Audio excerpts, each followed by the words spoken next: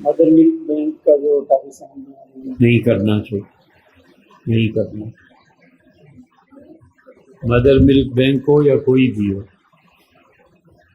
کوئی ایسی قوم جس میں تہذیب ہو، ثقافت ہو، معاشی طور پہ خوشحال ہو، وہاں کوئی آدمی سوچے کہ اس کا جائز طریقہ کیا ہو سکتا ہے۔ یہاں تو یہ کاروبار بنے گا اور جھوٹ لکھیں گے لوگ۔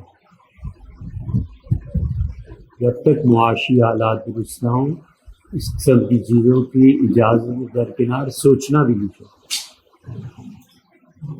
رسائل و مسائل میں کسی نے مودودی سے پوچھا ہے گردے کا دینا جائز ہے یا نہیں، تو مولانا نے ناجائز ہونے کے جو لکھا ہے وہ تو ایک الگ بات ہے، لیکن انہوں نے لکھا ہے کہ اس معاشرے میں آپ کرنا چاہتے ہیں اور یہ ہوتے ہوتے یوں ہوگا کہ ادھر میت کا انتقال ہوا اور ادھر سارے کینچیوں اور چھریوں سمیت آ گئے اور لاش کا چیر پھاڑ لاش کو کرنے لگے۔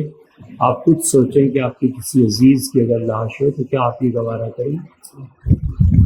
اور دوسرے مولانا نے لکھا کہ اگر اس کا دروازہ کھول دیا گیا تو گردوں کی تجارت شروع ہو جائے۔